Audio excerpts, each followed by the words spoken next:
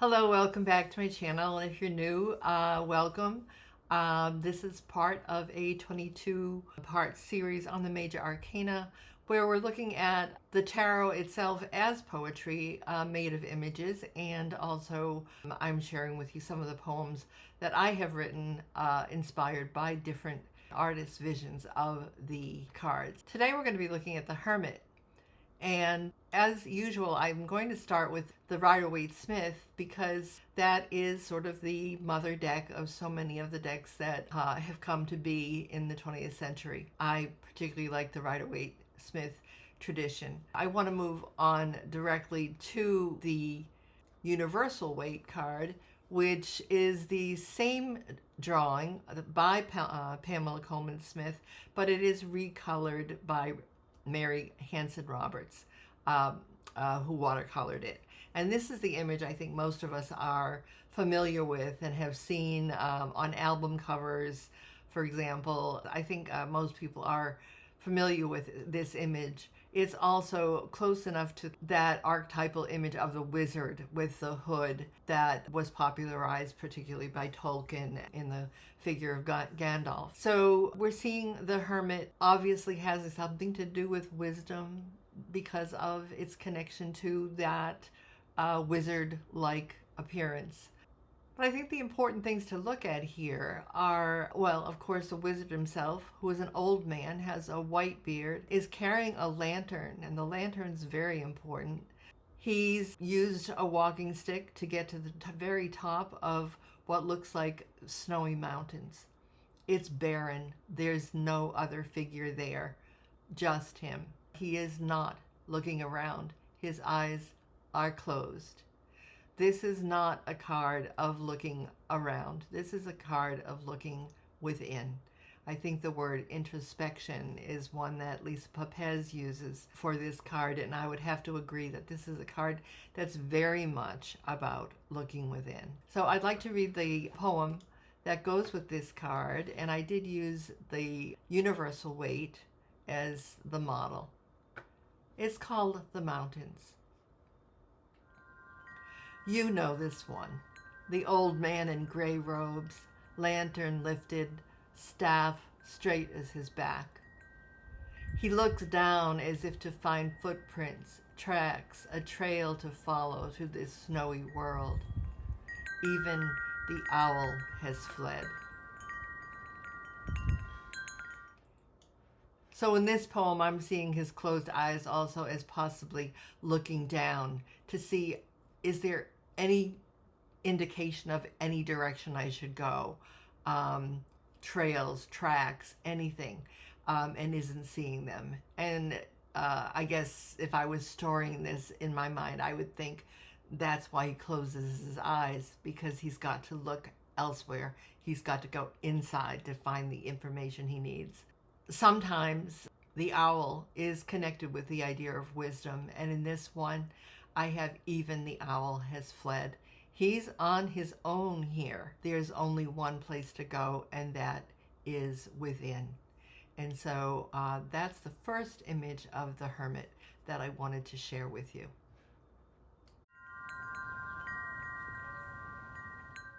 The next card I want to show to you is a variant of the Rider-Waite-Smith, and it's one that I like very much because of the coloring. I just find it kind of a joyous card. The sky is the dark blue, but the stars are shining bright yellow. He's got an orange robe on, which makes me think a little bit of the saffron robes that you would see among some Buddhist monks. He has the slimmest of lanterns, but he has opened the door of the lantern so that the light will shine. He's a little bit older. His beard is longer, he's bald, and in his, he certainly does not have a straight stick. It's actually a crooked stick, which I kind of find interesting, especially when I think about connections to possible Eastern ways of thinking. I know I was told by somebody from Japan that the only thing that travels in a straight line is evil.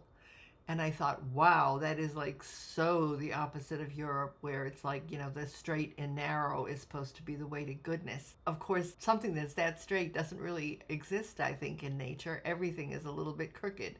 And so I immediately just loved that idea. So he's got this walking stick that clearly is a branch of something that he's picked up on his way. He also has this red little pouch that he's carrying with him. I'm not sure the meaning of that, but I just like the color of it and the general color of this card, which feels very joyous. He is possibly at the top of the world here. This is mountains, and this landscape is a little scary looking. It's almost glacial looking. You don't know where that ice is going to be strong enough to hold you, but he doesn't seem concerned.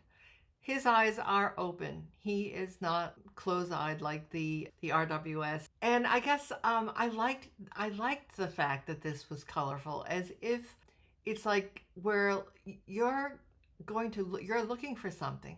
That doesn't mean that you are in a sad place.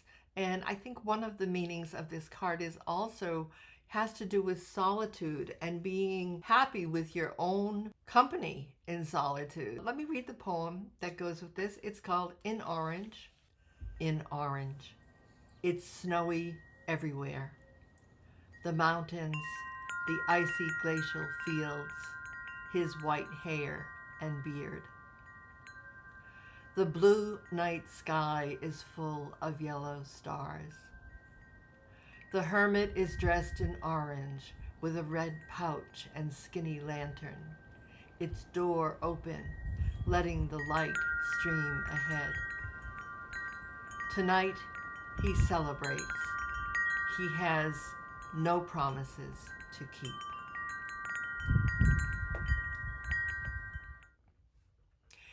So I like the celebratory aspect of this, that you can be completely in solitude and have that moment. This looks like a perfect winter night. I can feel the cold. I can feel the brightness of the stars that you often can't see at other times of year. The wonderful crispness of the snow and the amount of moisture that puts into the air is all there for me. And so this brought to me, as a poem that you may know, Frost Stopping by Woods on a Snowy Evening. It's another one of those amazing moments that happen in the wintertime.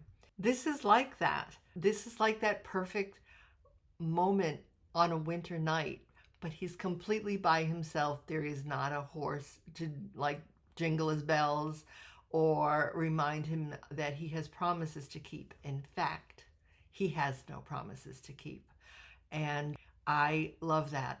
He is seeking. He does have that light shining, and he's opened the door, so we know that he is looking.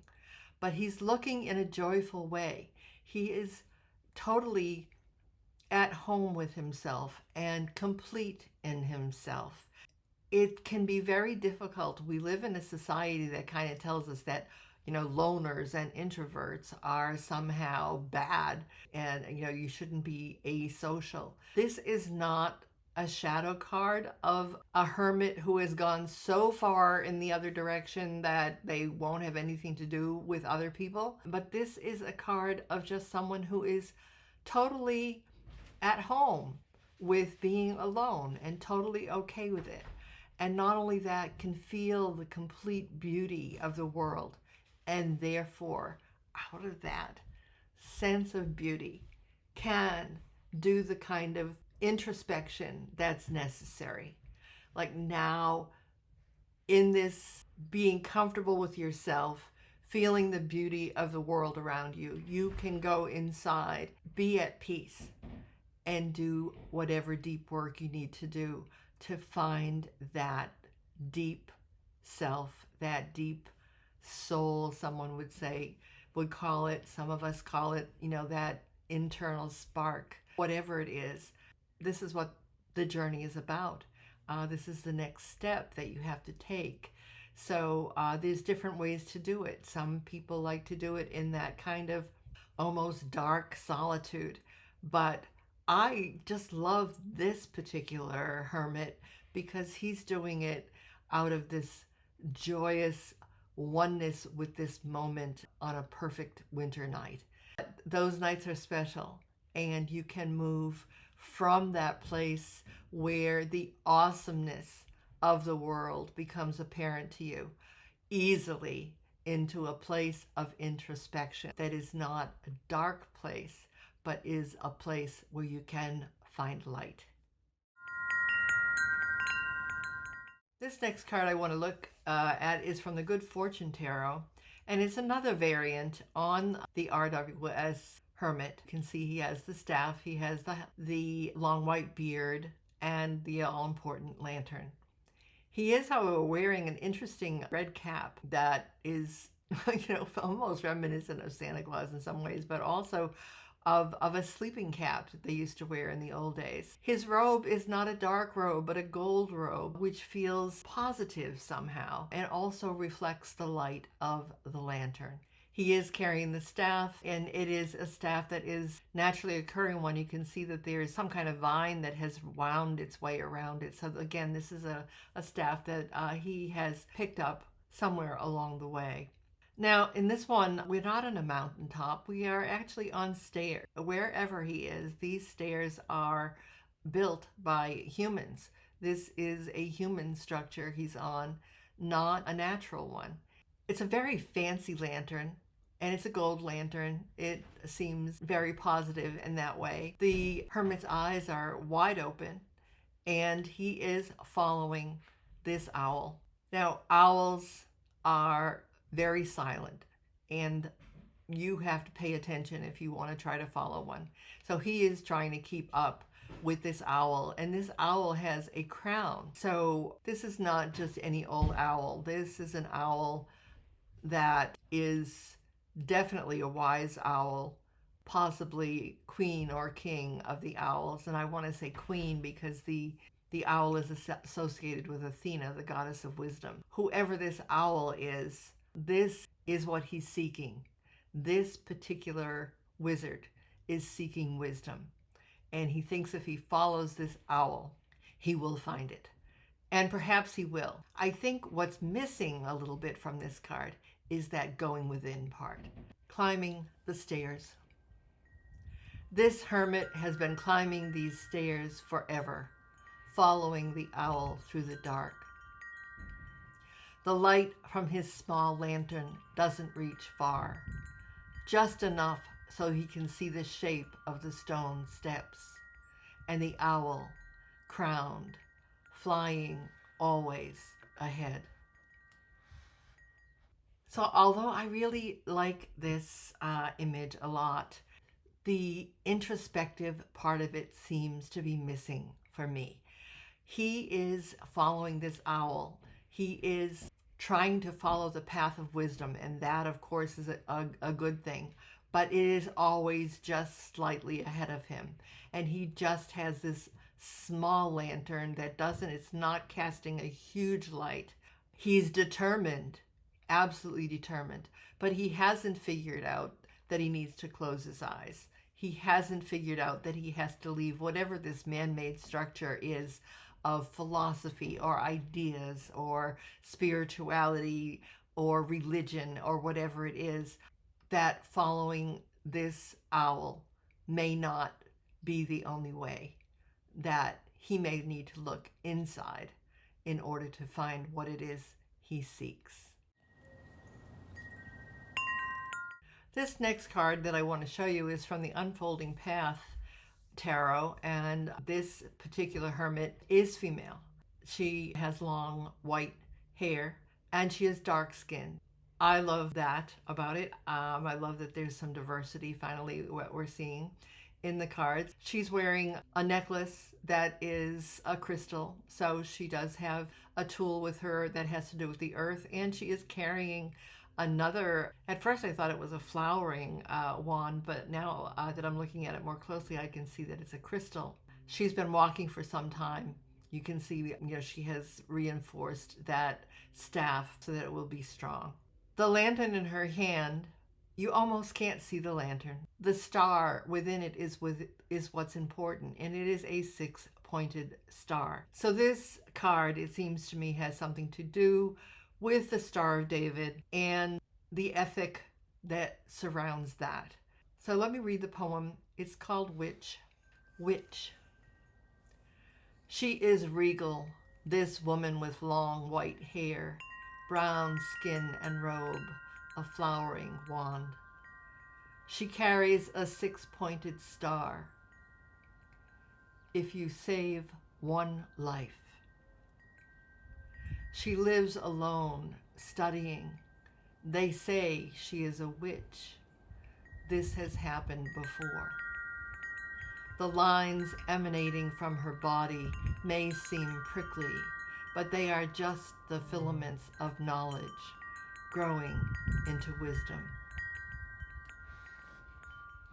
So, the image of the witch and the centuries during which witches were burned by the Catholic Church during the Inquisition, I think are referred to in this painting indirectly. That six-pointed star can't get much bigger. And a lot of the fairy tales that come out of Europe at that time that talk about witches come from stereotypes of Jews and everything, including eating people, eating children. If you think about Hansel and Gretel, the witch who eats the children, that was a libel that was put on Jewish people for hundreds and hundreds of years, and many of them were killed because of it. So I took the liberty to decide that this is a hermit who is a Jewish woman. She lives alone studying. This was not something that women were generally allowed to do in either Christian or Jewish circles, or I don't know about Muslim circles back at that time. I think they might have been actually a little bit more liberal at that time. But she lives on her own, she studies, and I quote, "If you save one life." The rest of that quote is, "It is as if you have saved the whole world." And this is a saying that comes out of the Jewish tradition. So I am, saying very clearly there that this is not an evil person. This is a person who is studying. This is a woman who is doing something that is outside what is considered appropriate for her gender during those medieval times and Renaissance times. I think it's fine that there's a crystal, and I saw it as a sort of blooming rod, a flowering wand. Either way, they are. This is a healing wand. This is not a wand that you would be using for anything evil. And then I looked at her and I saw all these sharp lines coming out from her body. And it reminds me of some of the figures that come out of African art, and particularly some of the dolls that come out of some African art. A doll that would have many protrusions coming out of it, or a head, or whatever that had that would mean power. But it does have to do with this gathering of knowledge and this emanation of knowledge. Sometimes people who are in solitude and studying can seem prickly because they don't want to be disturbed. They are busy, they are learning, they are perhaps being introspective. And I wanted to say, yes, but this isn't what this is about. This is about her power, and this is about all the knowledge that she has that is growing into wisdom. Because you start with knowledge, and eventually, if you follow the right path, and I'm quite sure she is following that path. If you save one life, it's as if you have saved the world. So she is doing this not only for her own wisdom, but for the good of the community. And I wanted to sort of honor all those women who were living apart from the community, studying what we would now sometimes call magic, who were midwives, who were scholars, who were working for the community and were not Christian, and who were reviled as witches. And many of them, many, actually millions of them, were killed. So I wanted to honor this woman, all those women, in talking about this card. I find it an extraordinarily powerful image. That's the Hermit from the Unfolding Path. Well, this card sort of starts in that Rider-Waite-Smith place and goes somewhere else, because she's not going up to the top of the mountain. She's coming down from the mountain. She's already been up there. She's she's had a chance to see what there is to see from there. And she's taken this long, curvy road down into the valleys. And there's deeper places to go yet. I find it really interesting that she has her hand up in the way that the magician does. One hand sort of raised to the sky, and there is the star of hope and of inspiration. She's wearing a deep blue, which connects her, of course, with the high priestess, and with all that deep flowing water of the unconscious. And she's got, of course, she's got the lantern, and she's walking down this road. What you can almost miss, if you look down in the right-hand corner, you can see that there's a rabbit there. A few things occur to me about the rabbit. One is that in parts of Europe, the rabbit was one of the forms that the goddess would take. So that was very interesting to me. And the second thing is that they live underground. One of the things about introspection is that you can't just go to the top of the mountain. You have to go within. And perhaps this journey that she's taking is a downward journey, and she's going to continue on her way down. So let me read the poem, and it's called Deeper. She's climbed down from the mountain's heights, taken the long road, curved and pebbled. She hasn't spoken in so long, a halo is forming around her head. She reaches toward the stars with one hand, holds the lantern with its own star in the other. A rabbit watches from the bushes. Maybe it will show her the way into deeper regions, the warrens below she hasn't visited yet. So Rachel Pollack talks about the Hermit in terms of introspection, and also in terms of going not up the mountain but down, that this is a journey downward into the subconscious, into that deep part of ourselves that we don't know. But what I like very much about this card is that rabbit, that's saying the goddess is with you on this trip, number one, and number two, there are warrens under there. Rabbits live in warrens. There are communities of rabbits that live together. And I think that that's an interesting idea also, that she's going into solitude, she's going to do this deeper work, but that she also is not the only one. There are many, many of us who are making this journey. She will, on the one hand, be alone, on the other hand, know that there are other seekers, other scholars, others who are making this journey in the same way. I think this is an interesting take and departure from the original card, which is like high on top of the mountain with the eyes closed, no distractions, and it's all snowy. But this whole idea of coming down from the mountain, going deeper into the earth, is also very feminine. It upsets the hierarchy.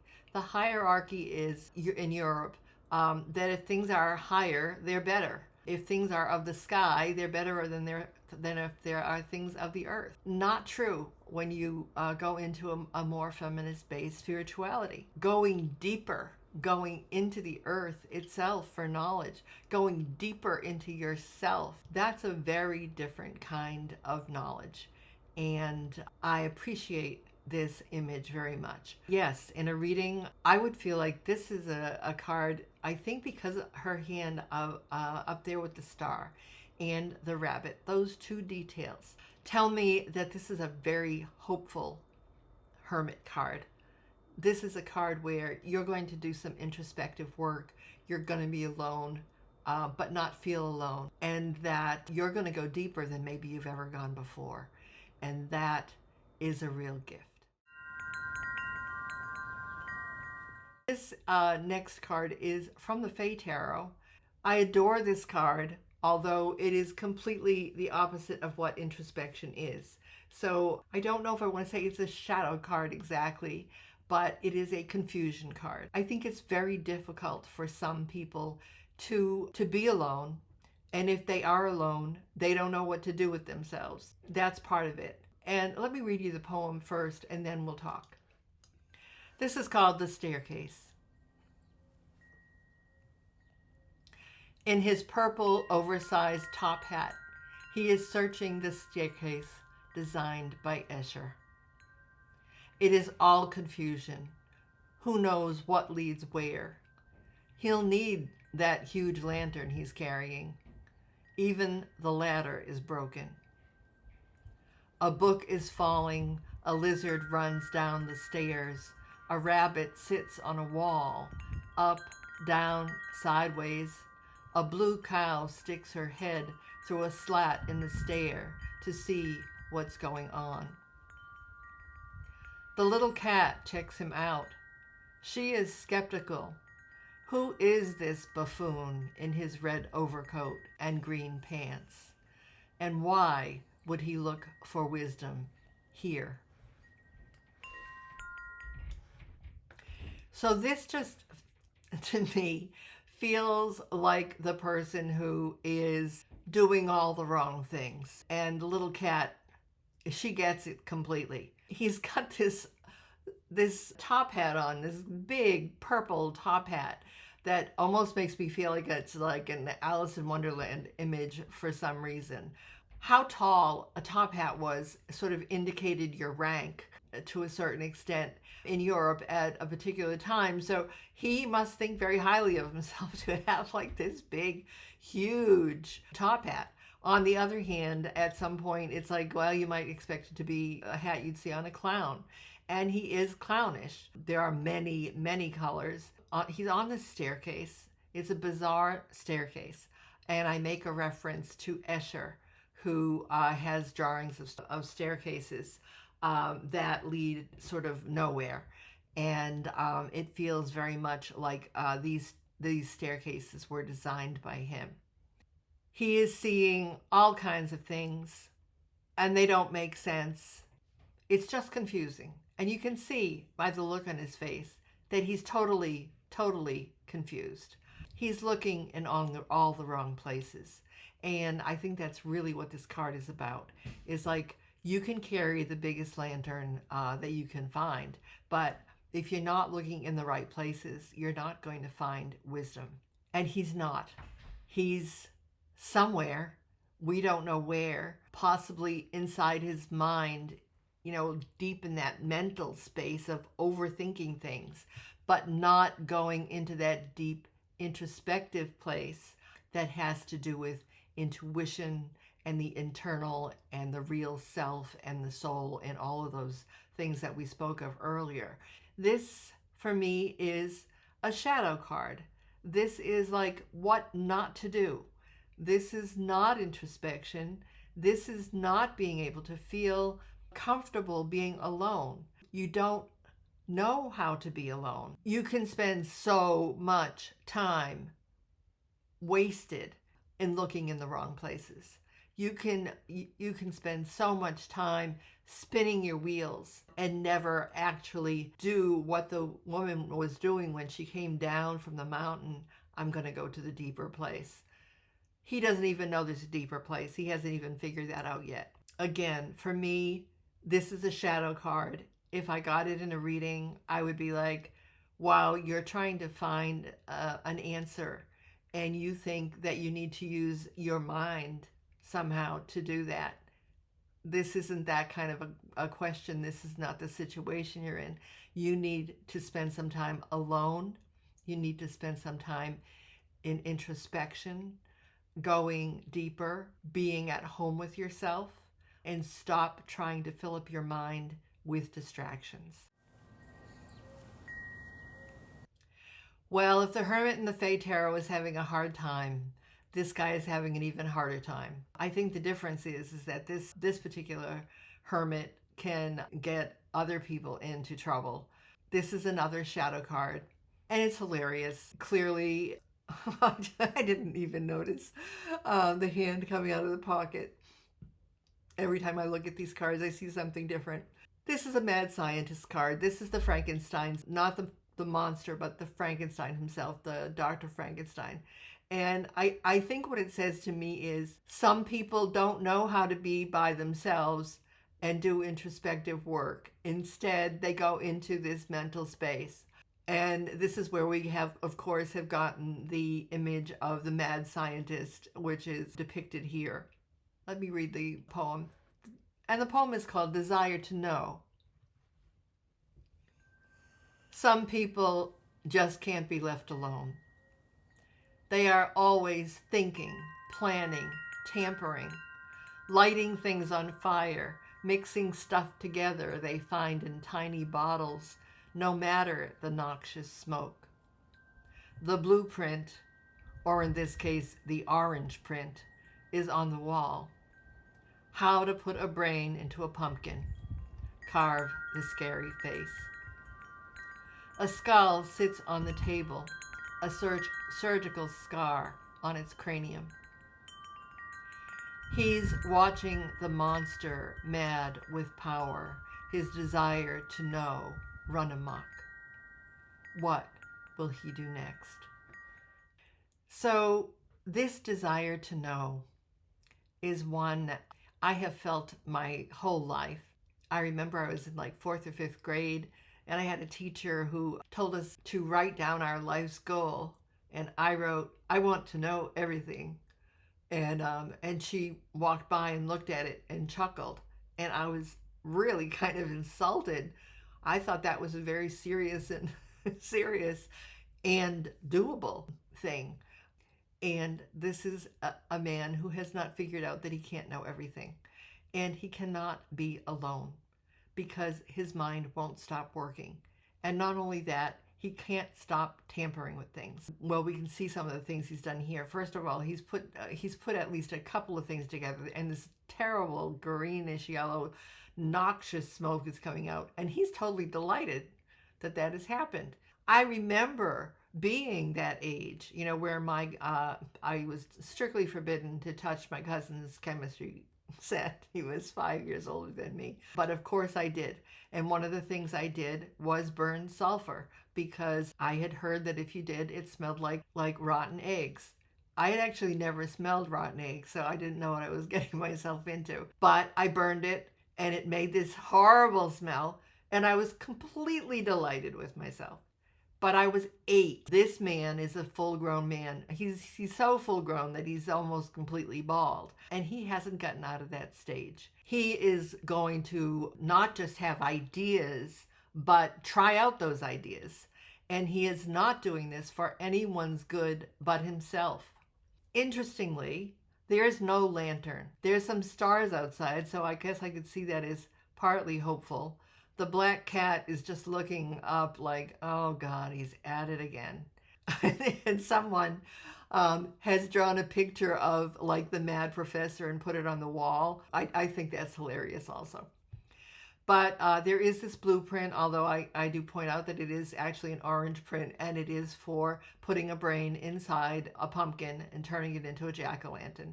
And he's already done something to this skull because we can see that there's surgical scar there on the cranium. So this couldn't be more of an image of Frankenstein. And again, not the Frankenstein monster, not the one that we saw in the Emperor card, but the crazed professor who couldn't stop himself from doing stuff. No matter if it's harmful, no matter if he has no idea what it's going to do, he just can't stop. I do love this deck, and it is a good deck for doing shadow work because it shows you the shadow, but it shows it to you in a funny way. This is not someone who has any control. Does he even know that hand's in his pocket? But he's delighted with himself. And he has no idea that this knowledge that he is pursuing is a dangerous knowledge. This is not a knowledge that's going to bring him to any place of wisdom, and certainly is not part of a spiritual journey. This is the opposite of that. So I'm thankful for it. I enjoy the card. And as I said, it's a good card to do shadow work with. So again, the Hermit from the Halloween Tarot. This next card is from the Shadowlands Tarot. And I think it's another one of those kind of shadow cards in that it's one of those cards not about thinking too much, not about that, but perhaps about being alone to the extent that you forget that you have a connection to the rest of the world. It's interesting to me that the lantern in this particular card is sort of a fire lantern, or a kind of a something that you would use in an emergency. So let me read you the poem from this, and it's called Haunted. He doesn't really want to wear the sheet, but it keeps people away. He didn't want to follow the crowd into the light, so now he's here in this big empty house, a fire lantern casting a yellow glow. He may be here a long time.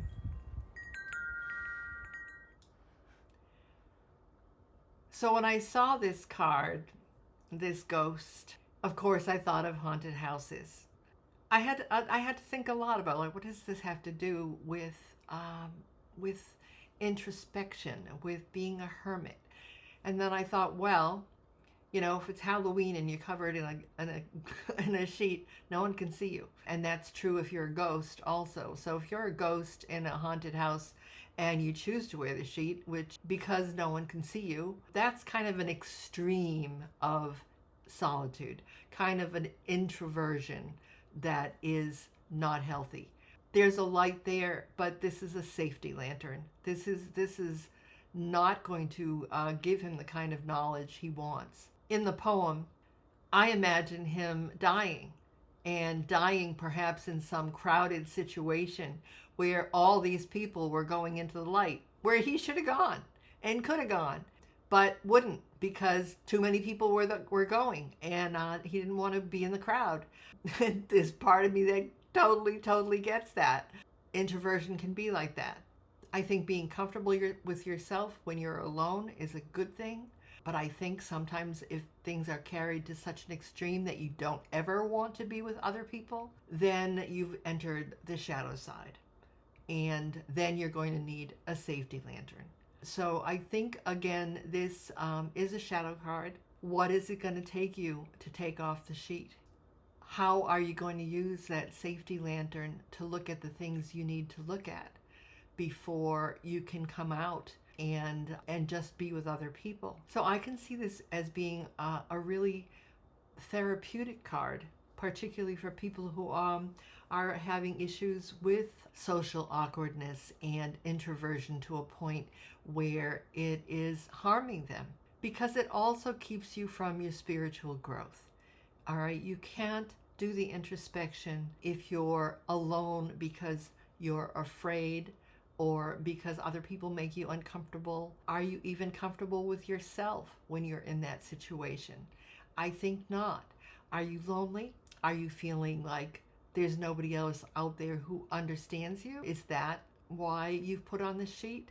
Do you think that if you came out from under this sheet and people saw who you are for real, that they wouldn't like you or accept you? There's a tremendous amount of work that can be done with this card.